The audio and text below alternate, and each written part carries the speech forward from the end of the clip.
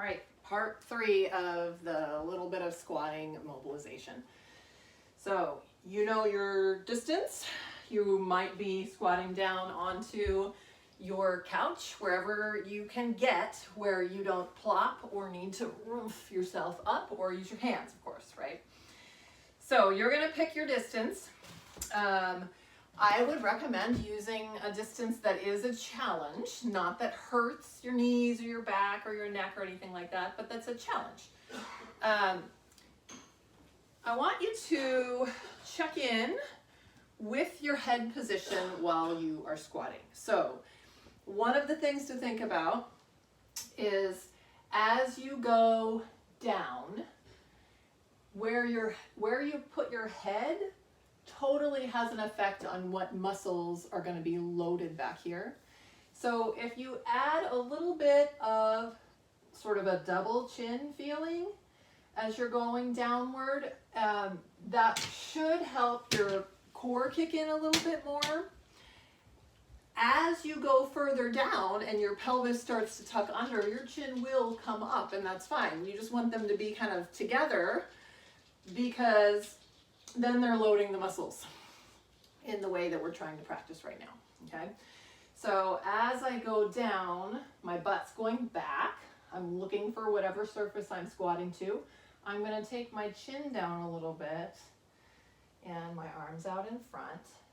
And then I get about there and my pelvis starts tucking under, and I'm just keeping my neck relaxed, right? And so now I'm in flexion here. But I'm not keeping this perfect. I'm not trying to keep my thoracic spine straight. I'm not trying to keep my cervical spine straight, because my pelvis has tucked under, which is gonna put most of my spine all the way up to the shoulders into a bit of flexion. That is fine.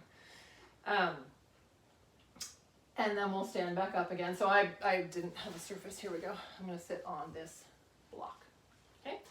And then on the way up, on the way down too, but on the way up, really think about your feet. Y'all know the tripod of the foot by now, right? That's out here, the outer ball, the inner ball, and the heel. So we're thinking of those 3 points of contact. The feet are a little wider than hips distance.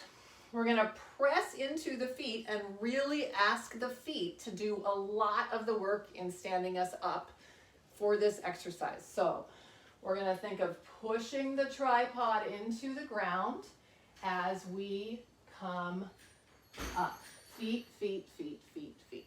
You know, that just tends to help bring it into our legs a little bit more, I'm finding. As we go down, same thing. I'm thinking of the tripod, and I'm just thinking, okay, if I feel it in my back, maybe I'll mess around with my head positioning. But mostly I'm just gonna try to keep my neck relatively relaxed. Feet, feet, feet, feet, feet. Okay, so you're aiming your pelvis back just so that you're not all in your knees. Yeah, at some point, again, as your pelvis tucks under, your spine goes into flexion and your knees are going to be a bit in front of your ankles. But if you can't move the hips or you can't move the spine very well, you'll be stuck right around here, and your knees will be so far forward that they'll feel a lot of pressure. So that means that's too low of a squat for you right now. Yeah, so remember, you can be up doing this as high as you like. So now we're gonna add a little bit of work. So we're just gonna make this into an exercise.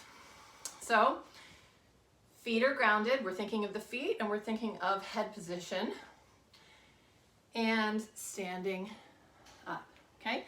Once we get down, we're gonna pick something up. So you can have something that weighs something nearby. I happen to have these little card boxes of my kids. I'm gonna use those, okay?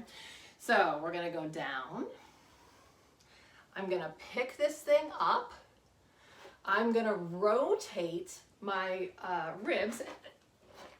Just rotate, let everything rotate. You can, your knees can move, your hips can move, everything. You're gonna go as far as you can, and then put the thing down as far away from you as you can, okay? And then you're gonna lift it up again, over to the other side, around. Ooh, this side's harder for me.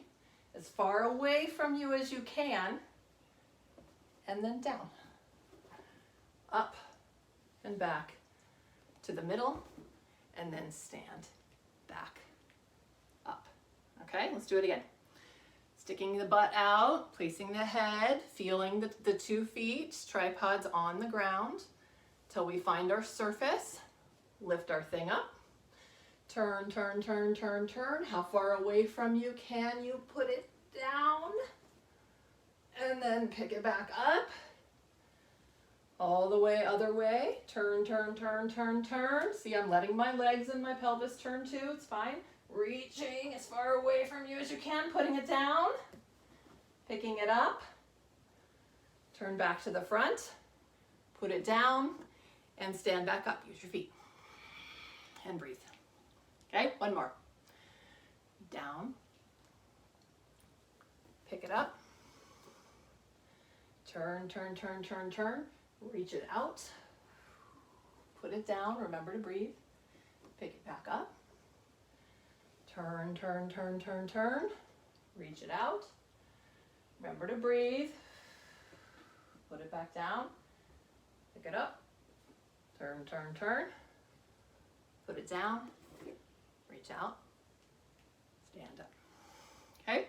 So we're adding basically some motion in our sides, some rotation, because most of the time when you're squatting, you're not simply squatting down and up, right? Most of the time, especially if you're out in the garden or something, you're squatting down, you're turning, you're grabbing something, you're coming up, you gotta go put this in the bucket over here, right? There's a lot more motion going on than just front to back. So that's why we prepared with the 3-way cog, a little bit of mobilization for the thoracic spine, mobilization for the lumbar spine, a little bit of core, a little bit of breathing. You can practice these anytime. You could totally be doing this on a couch, right? You could be sitting down on your couch with control, picking up something, turning and putting it out there. Picking it up, turning and putting it out there. Picking it up, putting it back down, and standing back up. Easy little exercise to practice throughout your day, especially as prep for a gardening type situation. All right? Hope you have a good day. Thanks for watching.